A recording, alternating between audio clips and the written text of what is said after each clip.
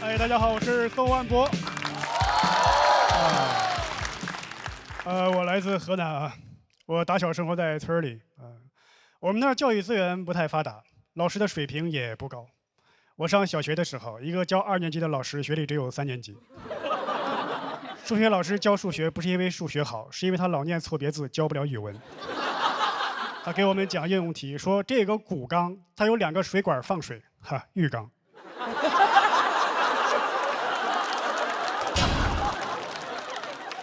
学历最高的人是我们校长，初中学历，他是我们校里唯一一个会解2元一次方程的人，就这都人称小华罗庚。我们数学老师叫他小华罗康。我爸一直担心我的前途，在我读3年级的时候，把我转到了城里的小学。本意是好的，但我有点跟不上班了。我记得刚进班级，那个数学老师布置了一个作业，让我们这些小学生呢，从1加2加3一直加到100。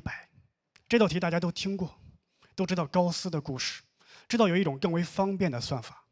但问题是我当时不知道，我是硬着头皮算完的。一边算一边心里在想，今天这个作业量怎么这么大呢？这道题答案是5050，我算到了6000多。关键是我才加到75，算到后半夜我都困了。我妈都看我可怜了，说要不我帮你一起算。问题是她也不知道高斯的故事。我从1加到100，她从100往回加，俩人一对，结果不一样。我说要不用你的数吧，你的数看着小一点，我算的没有一个低于1万的。第2天交了作业，我们数学老师就问：“同学们，昨天那个题算出来了吧？答案是……”一群小孩异口同声：“5050。”只有我一个人：“7832。”所有的学生都老师也只有我只有我对了吗？我说我错了，太丢人了。但我没有气馁，我就想起一个鸡汤小故事激励自己，就是说爱因斯坦小的时候，老师让每个学生都坐一个小板凳，爱因斯坦做的最差。老师把他的作品放讲桌上说：“世界上还有比这个更差的小板凳吗？”爱因斯坦说：“有。”当场拿出来俩更差的，说：“虽然那个很差呀，但已经是我做的最好的了。这还有2个更差的没给你呢。”一想到这儿，我就想说：“老师啊，虽然7832是个错误答案，已经是我算的最正确的了。那还有2个1万多没给你呢。”老师说：“把你家长叫过来吧。”我说：“这就是我家长算的。”我爸就有点恐惧，他给我制定了一些学习计划。第一就是阻断社交，周末就别出去玩了。赶上周末有人往我家打电话说：“喂，宋万博在家吗？”我爸一接说：“他死了。”我还在旁边站着呢，就听到对面小朋友哭成一片。然后周一又看到整整齐齐的我。我会在每个周末死去，又会在每个周一醒来。周一就是我的复活节。小伙伴一看见看见彩蛋了。我爸还有一个计划，就不要看电视了。好不容易放假看一回那个葫芦娃，有一个我特别喜欢的角色穿山甲死了。我在那抹眼泪，我爸看见了，那穿山甲是你爹呀？你爹死了你这么哭吗？我说爸，你这么说多不吉利啊。再说我哭不哭，你那会儿也不知道啊。我爸也有自己的爱好，他喜欢看电视，他一直在追一个团综《水浒传》。《水浒传》是我爸眼里最好的电视剧，经常拉我一起看。对，我不能看葫芦娃，但可以看《水浒传》。有一回演到林冲死了，我爸哭了，还背过脸儿，怕我看见嘲笑他。我当然会了，因为那一刻我就想起了穿山甲，我要报一箭之仇。但毕竟我们俩是父子，我也不方便说那句话了。爸，林冲是你爹呀。但我又想说，我只能拐弯抹角的说，我说爸，林冲死了，咱哭啥呀？咱们家姓宋啊。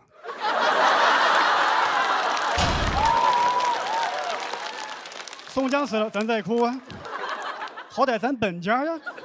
你哭了也算祭祖了。这个梗在我们河南是要天打雷劈的，全国最传统的省份之一，仅次于山东。我们家要是山东的，我讲这个真的会被我爸打死，因为宋江就是山东人。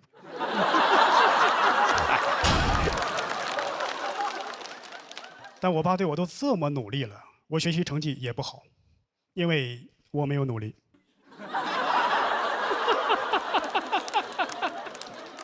我知道，如果我好好学习，我爸肯定很高兴，但我不想让他高兴，我想气他。但为了我的前途，我还是得学习。我就想，我权衡之下，我说我学一点儿，我一会儿学一会儿不学。我爸就一会儿高兴一会儿不高兴。他现在有双向情感障碍。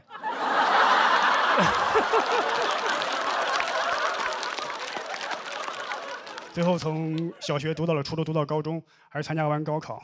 高考完事之后，我爸问我，你估分估多少啊？我说你让我妈估吧，我估的没有一个低于1万的。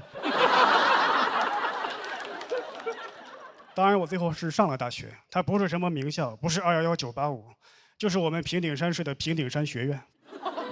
但我很知足，因为毕竟我的学历已经超越了当初的校长。如果你的起点足够低，那半山腰就是你的峰顶。更何况平顶山，它只有顶没有峰，所以我也算是毕业于顶级院校。今天就说到这里，感谢各位，我是宋万博。大家好，我是彩玲。我以前说过，我就谈过1次恋爱。今天我把话说全，虽然我谈过的恋爱屈指可数，但我追过的男人不计其数。上学的时候，我吸引男生注意力的主要手段是模仿电视剧。当时《还珠格格》热播，香妃娘娘以香为美，我就想模仿。但是我家没有香水，最香的东西是洗发水。运动会那天，我在头上涂了好多洗发水，结果拔河的时候，天降大雨，全都是泡沫。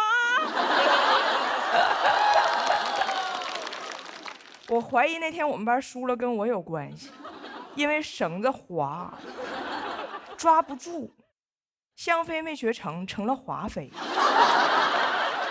我又看了一个台湾偶像剧，是艾拉和吴尊演的，你们看过吗？啊，那里艾拉是个假小子，然后男主很爱她。我雷厉风行，剪了短发，穿男装，穿球鞋，说话声音压得特别粗。2周过去了，没有人追我，但是全校都在传我要去当兵。从拔河的情况来看，应该是个炮兵。我还模仿偶像剧女主给男生叠千纸鹤，然后把最想对他说的话写在千纸鹤里。我给我喜欢男生叠了上百个千纸鹤，里边全都是我熬着夜红着眼给他写下的高考考点。老师没收这1罐千纸鹤的时候都感动了，多少年后还跟那男生说，当年你但凡跟张彩玲早恋一点儿，都能考上个3本。但是我喜欢男生说他喜欢偶像剧里那种柔柔弱弱、乖巧可爱，尤其是那种蠢蠢笨笨的，我就开始装。从那以后，他在问我这题怎么做，我都说这题第1步应该这么做，第2步人家就不会了啦。其实人家全会。考试考好了也不敢给他看成绩，生怕被他发现。我表面在装傻白甜，私底下可是数理化全来。文史哲也沾，学的可花了。我俩进入了暧昧期，我寻思得加快点速度。当时学校有一个数学竞赛，问我去不去，我说我不去，我要去看我哥哥打篮球。那天篮球比赛，我做足了功课，要把女生乖巧柔弱的得分点集中呈现。我坐在篮球场旁边，手里拿着给他准备的饮料，身上披着他刚脱下来的校服，袖子里还藏着一个随时可以检查刘海的小镜子，的同时还在给他织围脖，的同时还在装自己肚子疼很虚弱，的同时还在给哥哥加油。那一天给我手忙的呀，肚子疼织围脖弄刘海加油，肚子疼织围脖弄刘海加油。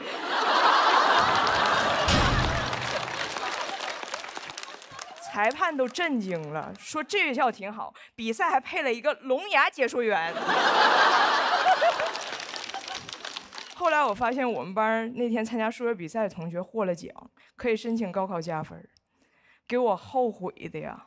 我就在想，我为啥一直在装弱？就是因为这些剧给我洗脑，让我永远在幻想被一个男人征服，就是被征服。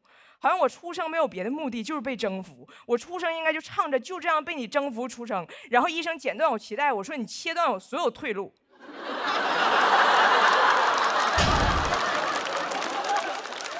哎，这些剧到底是怎么给我洗的脑？那天我回家一打开电视，正好是一场经典的偶像剧征服大戏——强吻。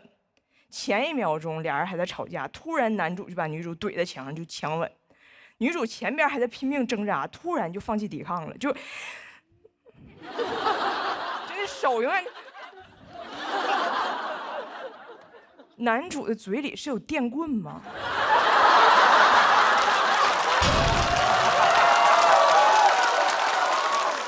总的嘴要是这么好用，还要警察干啥呀？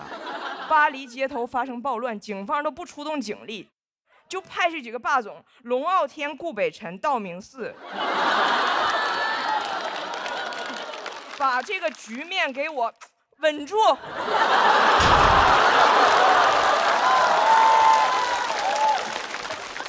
那以后我也不装弱了，而且长大之后我特别怕别人觉得我弱。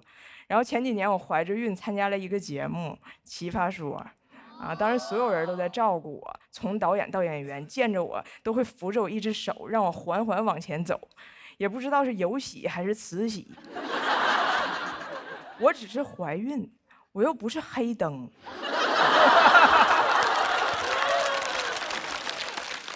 而且不管是黑灯还是怀孕，其实都不用那么服，除非黑灯怀孕了。那不服不行。比赛开始了，我的队友还跟节目组说今天啊情况特殊，我们当然都是正常站着辩论，但是彩铃是坐辩。但是辩论这东西，它坐辩根本就使不上劲儿。他们也是好心，就是怕我万一有啥意外再生在台上，我站起来给我摁下去，我站起来给我摁下去。我想告诉他们，就这个动作啊，最容易生出来。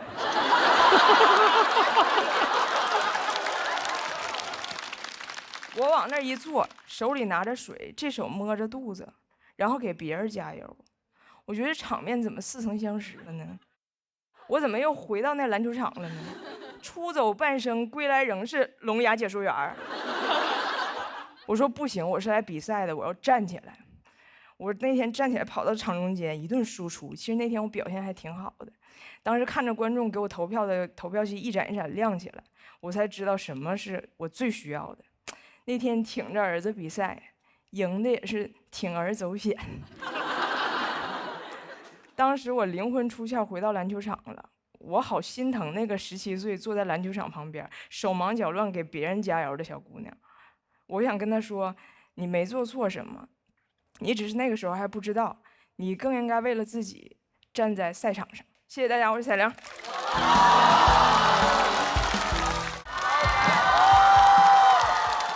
Hello， 大家好，我是小北。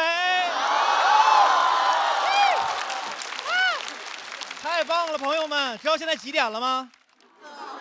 凌晨2点啊，凌晨2点啊，很嗨哈。好巧不巧，去年呢，我有一轮次也是凌晨2点上台，当时非常困啊，非常困，不仅我很累，观众也很累。我记得我当时在舞台上表演呢，这不搞笑呢，在这幽默呢。我余光一瞟，第一排有观众眼睛已经闭上了。我当时特别想给他个大嘴巴子，我说大哥你醒一醒啊，一会儿还投票呢，你还把眼睛闭上了，黑灯还没闭眼睛呢。我闭上了，你没看见。哎，确实也是录了好几年节目了，有种感受，朋友们，我感觉每次录这种节目都很考验人性，真的。一般都是这种 PK 环节嘛，啊，每次 PK 的时候我心情都很复杂，就是每次 PK 我那个人在前面讲的时候，每次讲的好笑吧，我笑不出来；每次讲的不好笑吧，我怕自己笑太大声，你知道吧？朋友们，录节目一定要做好表情管理，真的啊！去年录完之后，我回家看了一遍节目啊，当时有个选手在上面表演的时候，切到了个付航的镜头，付航当时比较严肃嘛，就面无表情地看这个演员。当时飘起个弹幕说：“付航的底色好悲凉啊。”有一次刘洋在上面表演，我也是面无表情地看着他，飘起个弹幕说：“小北有啥不服的啊？”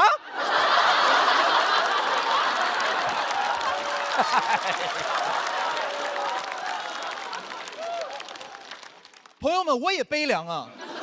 你们可能不了解我内核也是悲剧，你知道吧？我真是服了。每次录这种节目，主持人也特别欠。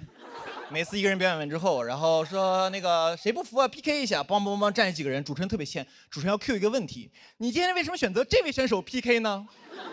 大家就开始编一些莫名其妙的理由，因为我们都是北京的演员。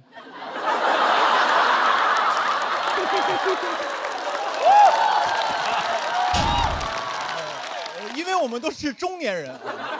我说你怎么不说你们都是右手使筷子呢？不就没人说实话吗？你这站说实话不就完了吗？你今天为什么选择他？直接站来说，因为我觉得他不好笑。我觉得我能赢。他就是之前几年上过几年节目，有点观众缘什么的。当时终于明白为什么这么多人 PK 我了。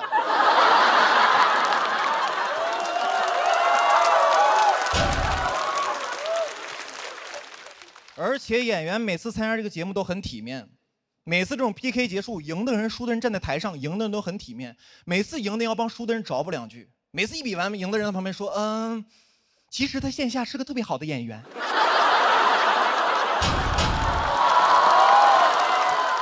这段我看过，其实线下演出特别炸。今天可能是因为紧张嘛，没有表现好，希望大家多多去线下支持他，多去线下看他。我当时坐旁边，朋友们，我心想，可不得去线下看的吗？线上撩路，不被你这个王八蛋堵死了吗？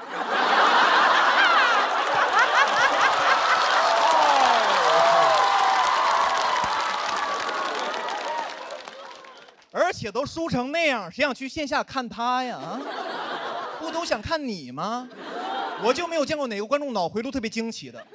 看完一个综艺之后，在那想，哎呀，与其线下看看呼兰，不如试一试姜子浩呢。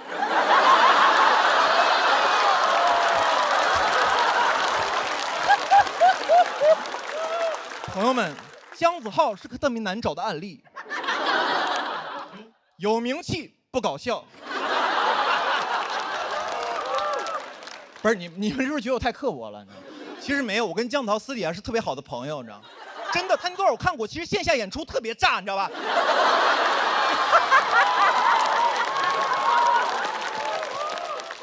希望大家多多去线下支持他的粤语专场，好吧？其实身边的人，有些朋友总有人劝我，他说：“小北，你录节目的时候 real 一点。”他说：“真实的人很招人喜欢。”我说 real 是什么样子？他说 real 的人就是你开心的时候就有什么想法都说出来，你开心的时候开心，难过的时候难过，生气的时候你就骂。我说那不就是翟佳宁吗？我说这种人也不是很招人喜欢吧？啊？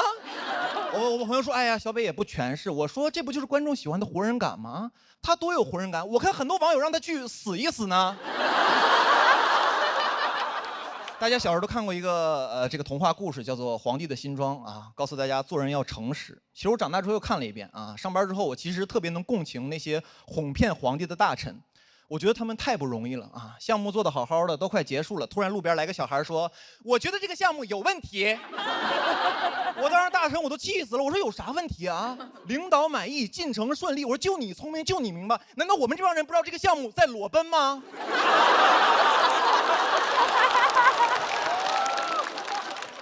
我之前也接过一些台前的工作啊，就是给一些歌手比比划划、评头论足，有点像现在的气氛组，就是。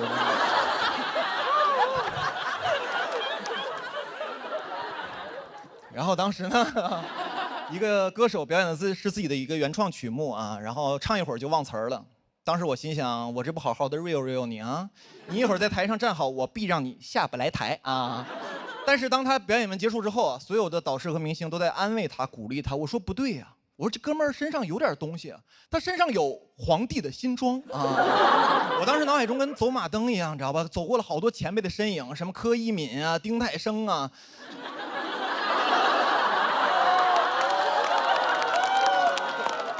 我说我不能步他们的后尘啊，别最后整的活人感有了，活儿没了，你知道吗？但我心想这不行，我说你们几个从我脑海中出去，何炅、汪涵进来。当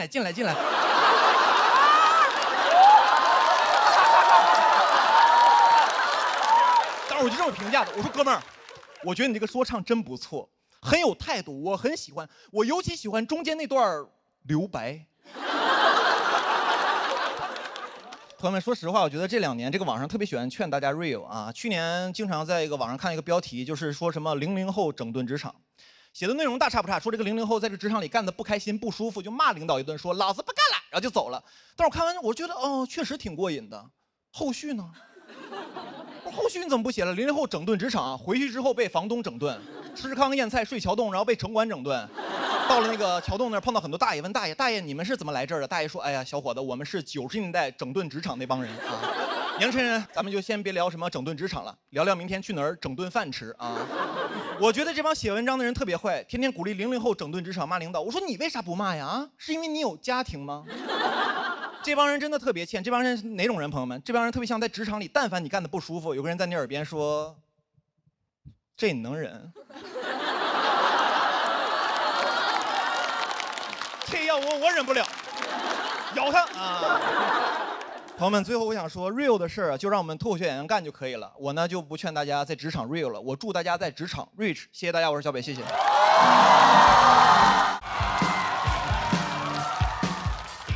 大家好，我叫大老王。聊大老王。我现在已经不上班了，那你发现不上班跟上班比，最大的好处就是不上班。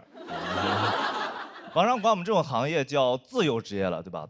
自由职业是我认为一个很有意思，它是一个反义词，很矛盾，自由和职业。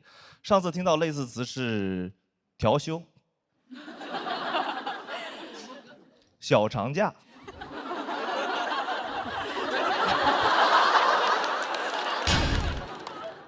神仙工作，小北冠军。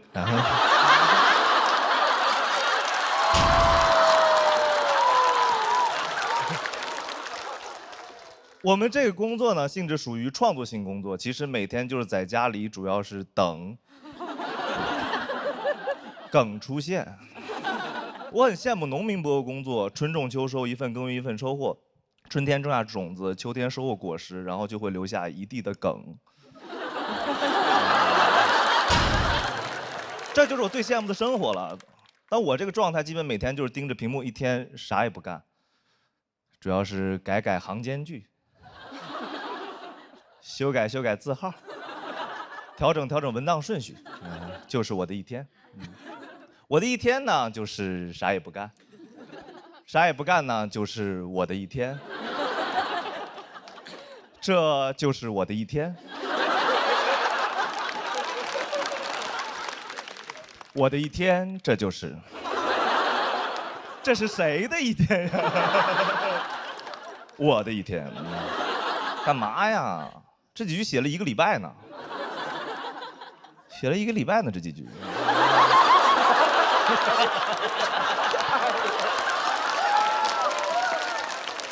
在家自己控制自己是一件很难的事情，对吧？你在家里越认真工作，对家里别的事情注意力就越集中。一认真工作就发现这个墙纸坏了，门框翘了，踢脚线是不是要掉了？自由职业一个学会没缝了。我其实跟很多人不一样啊，因为很多人焦虑会抽烟喝酒来缓解，我不是这种人，我是那种一焦虑就早睡早起的人，非常的健康。我感觉我真的是焦虑吗？我该不会是自律吧？感觉我是那种可以健健康康的焦虑到80岁的人，就是那种每天起来都我烦死了，但我不死。焦虑我看不了小红书上那种很积极的人，什么25岁重启人生，一切都不算晚；26岁重启人生，一切都不算晚。27岁重启人生，一切都不算晚。我一年一年的搜，你知道吗？我最高搜到70岁重启人生，一切不算，我真崩溃了。我说70岁还不晚吗，大爷啊？一点积累都没有吗？70岁重启，那不重生了吗？我不知道你们有没有看过重启人生的帖子啊，就是去旅游的。重启人生去丽江，重启人生去昆明，重启人生去大理，就去云南重启。啊，云南网不好，感觉云南是游戏里的复活点。到云南就兄弟可不敢再往南走了，再往南就不重启，那就关机了。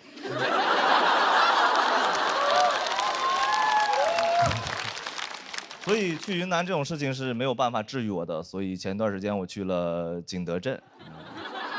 今天节目录制压力太大，第一期准备期间去景德镇去缓解焦虑，然后太累了，整整6天，捏了20多个盘子，真太累了。996的捏泥巴，自费干日结来了。每天起床就干，倒头就睡。我说是重启人生还是劳动改造来的呀？景德镇基本上全是来重启人生的。我们班有一位裸辞来学词的一位北京来的词，太帅了有点儿。裸辞来学词，丢了饭碗来做饭碗，每天都是吃不上饭了，还在那儿忙活呢，空腹有氧。放松之余还要学个技能。This is China。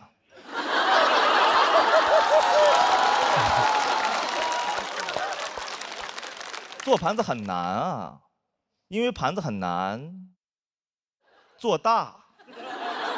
第一堂课学拉杯课，你知道，最后累得手都抖了，可以说是大盘持续震荡，很懊恼，你知道吗？30多岁玩不明白泥巴了。学了一下午，泥还是泥，我和泥都扶不上墙了，觉得自己很蠢，你知道吗？原来不会写段子，现在不会捏盘子，我该不会是个傻子吧？啊，我真蠢，你知道吗？怎么能的？你怎么笑点太奇怪了呀？我真蠢，我是怎么想的？靠捏泥巴来缓解人生焦虑的？我想过历史上唯一一个靠捏泥巴来缓解人生焦虑的是女娲。女娲捏泥巴造人，女娲是按照自己样貌来做的人，一焦虑就做自己。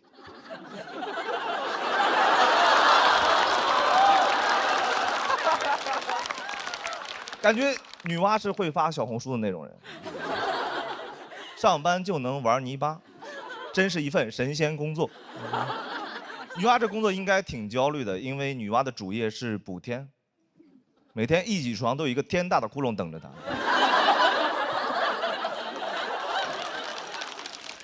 女娲很无辜，女娲纯背锅。凭什么共工统的天女娲来补？招谁惹谁了？你说女娲每天会不会看着那个天非常的绝望？说，哎，如果这个天要是行间距就好了，能修改字号把它挡上吗？能把别的天复制粘贴到这儿吗？这是谁的天？女娲补的天。这是谁的天？这是我的一天。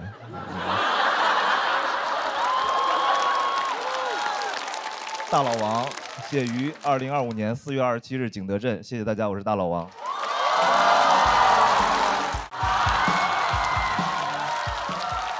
大家好，我是庞颖。我是一个辩手，但我也有一份全职的工作啊。我为什么去上班呢？因为奇葩说已经好几年没办了，马老师转行做喜剧去了啊，所以呢，人上班啊就很难兼顾工作和健康。我前一段时间去体检，查出来几个微不足道的小问题，但是我妈如临大敌，非要过来亲自照顾我的生活。我妈一来，我如临大敌。啊，我妈做饭就是习惯会做很多，所以我总得吃剩的。我说妈，你不是说预制菜不健康吗？剩菜热一热不也是预制菜吗？啊，有些朋友可能觉得我挺矫情的，吃点昨天的剩菜怎么了？问题是它不是昨天的剩菜，它是昨天就叫剩菜了。我妈呢就说外面的预制菜不好，因为你不知道它放了多久。我们家的知道。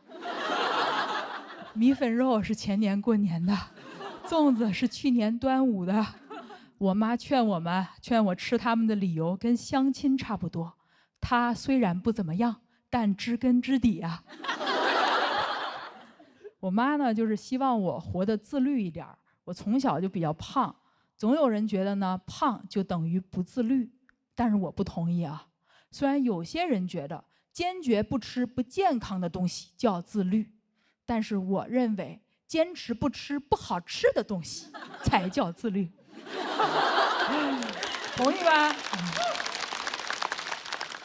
有人说呢，不对，自律啊，你必须得约束自己的欲望。那我也挺自律的呀，我多么想买房都没有去抢银行。又有人说，规律的生活就叫自律，这也不对啊。偶尔出轨叫放纵，每个月定期出轨一次就叫自律。其实我不是不在乎自己的健康，但是打工人太累了，很难兼顾工作和健康。我有一份全职的工作啊，是真的全职的工作。我加班加的最严重的时候，我一周工作过超过100个小时。我为什么没有管理身材？那是因为我在忙着管理自己的人生啊！我也想同时拥有谷爱凌的身体、董明珠的事业，还有马斯克的繁殖能力啊！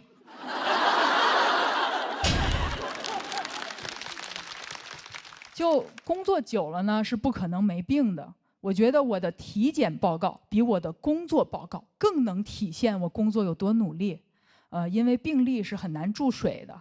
我甚至在想啊，去面试的时候是不是病历比简历好用？想象一下 ，HR 面试，我拿出病历，有结节代表我能忍。别人工作是结果导向，我是节节导向。曾带领团队打破公司最高血糖记录，团队人均211血压。你来自985，我来自 ICU， 我用的还是年假，绝不占用公司公共资源。我最近体检最严重的一项是体检出一个巨大的甲状腺结节，我一听很吃惊啊，我明明是做乙方得的结节呀，它应该叫乙状腺结节。后来呢，我去医院看，医生说的都不一样，所以最后我跑了6家医院，我终于有了一种当甲方的感觉。到处收集方案，然后比稿。有些医生说疑似是癌，没有打动我；还有一些医生说让我手术处理一下，我觉得挑不出什么问题吧，但是没有新意。最终我终于找到了一个让自己满意的方案，他们说我根本没事儿。为什么会没事儿呢？我做甲方做得太爽了，我的乙状腺结节呀，自然就没了。刚开始那2个医生说是癌，我妈又如临大敌，说我之所以生病，是因为我吃外卖、熬夜、工作压力大，让我赶快辞职回老家。小时候让我努力，生病了怪我太努力。原来东亚小孩的亚是亚健康的亚。以为很严重的时候呢，我请了一个长假，后来发现是误诊，我也没有销假。毕竟请假挺难的。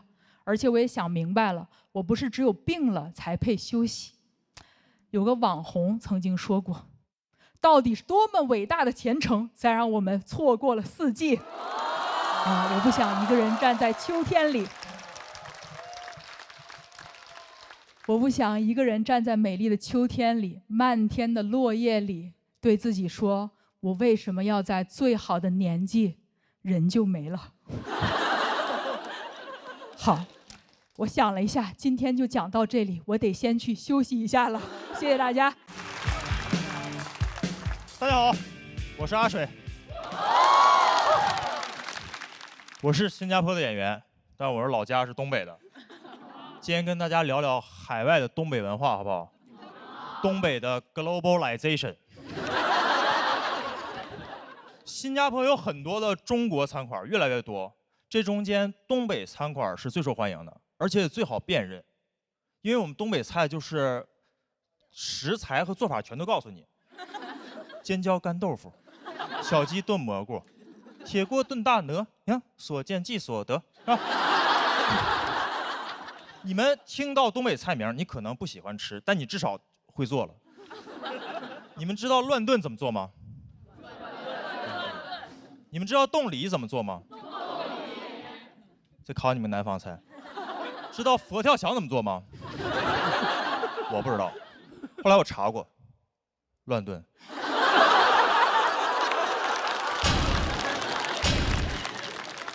我在东北长大，习惯了在菜名里找那个食材和做法。我刚到新加坡的时候，有的菜名是靠猜的。我站在新加坡餐厅里一抬头，沙爹，先不吃，听着没大没小。煲仔饭，听着没小的，跟沙爹是套餐，听着像。椰浆饭，娘惹菜。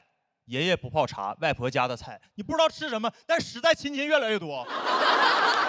而且不光这个菜名，餐饮餐馆的名字也是，你觉得出了东北都叫得很含蓄，把湖南菜叫湘菜，是吧？上海菜叫本帮菜馆，我们东北菜到世界各地都是东北烧烤饺子馆。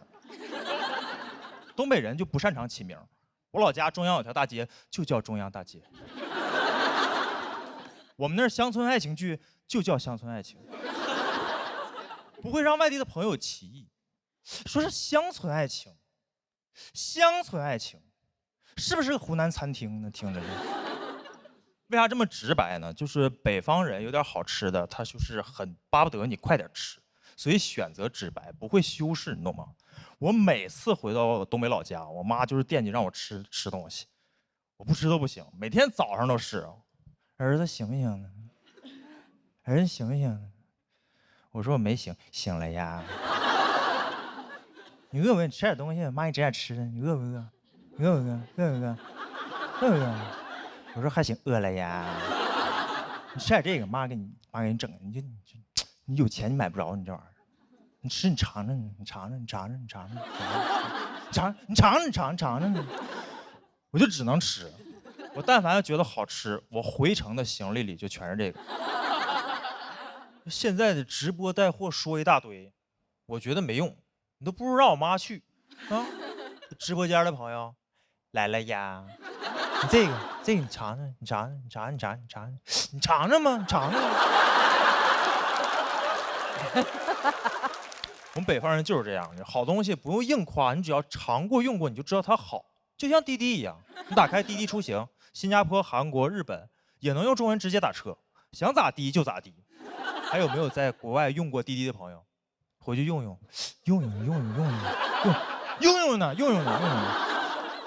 哎，东北人就是擅长这种直给啊，他不光吃的，都是恋爱综艺或者恋爱节目，他也是很直给的。不让现在你们看那种普通的综艺，是吧？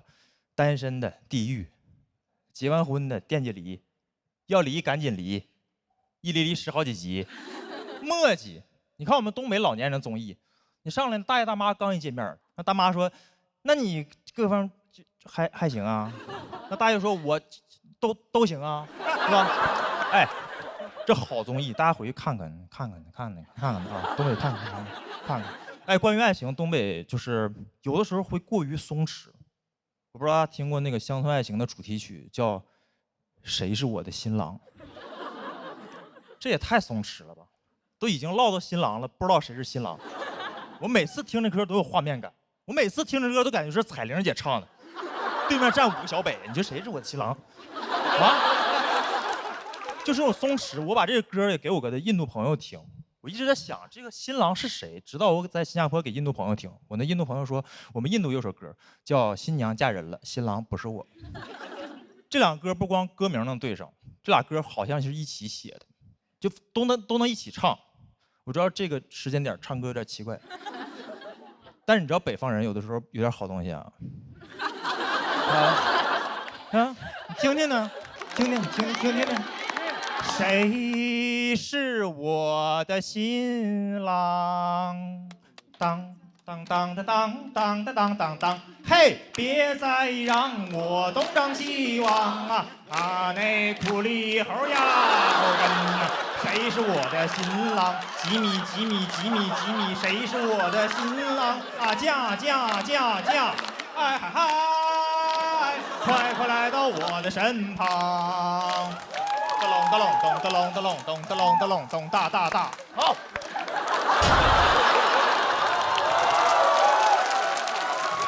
就用这种祝大家婚姻幸福，爱情甜蜜，常来东北。我是来自新加坡的阿水，谢谢大家，我是阿水。谢谢。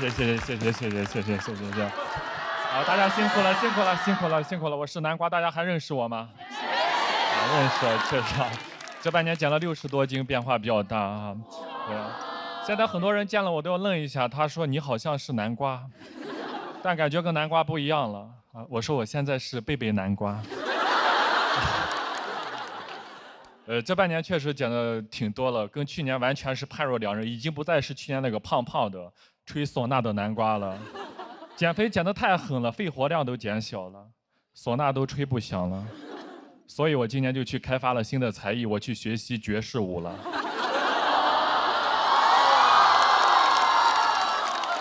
这就是魏武。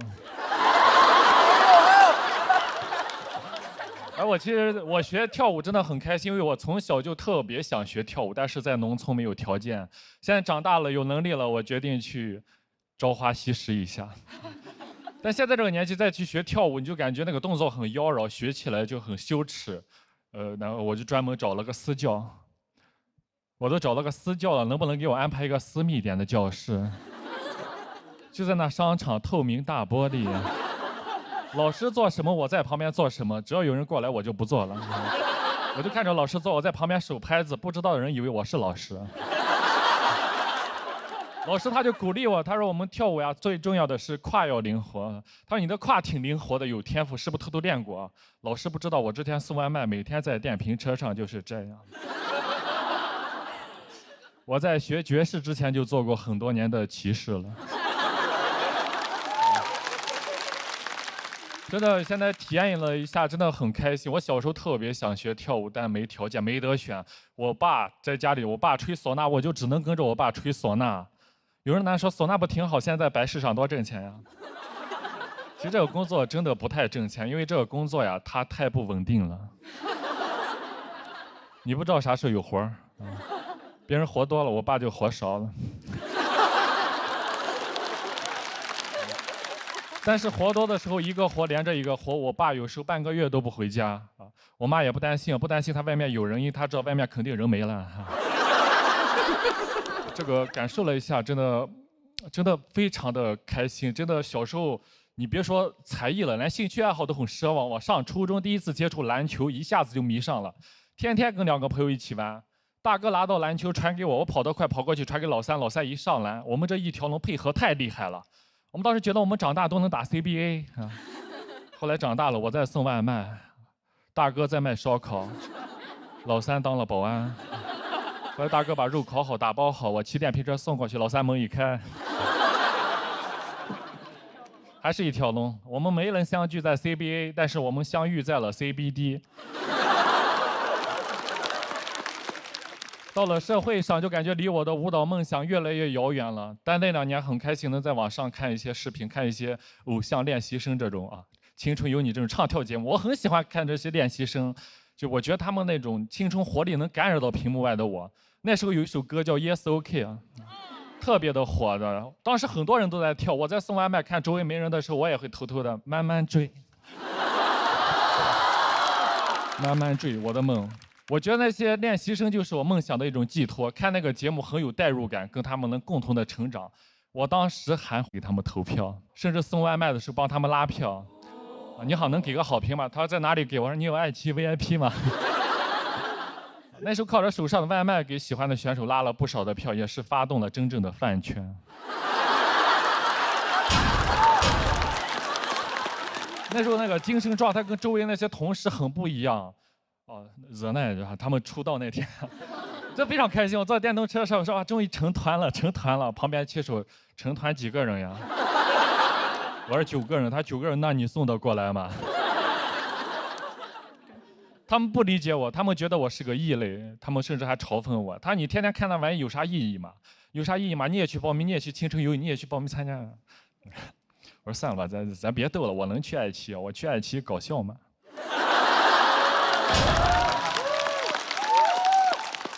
当时确实在电瓶车上限制了我的想象力，没想到最初想上爱奇艺的初衷是想来唱跳的。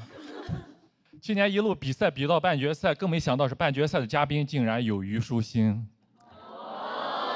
感觉像做梦一样，这个青春一下子就回来了。导演还给我们说，你们半决赛的选手明天在虞书欣的面前，大家表演一下 Yes OK 惊喜一下。我当时说这不好吧？你看我哪里有跳舞的样子呀？咱就别丢人了。其实我内心想的是 Welcome to my home court 啊，这首歌没有人比我更 OK 了。但当时大家知道我去年那时候200多斤啊，我回去对着镜子我偷偷练。我完全已经跳不动了，已经跳不起来了。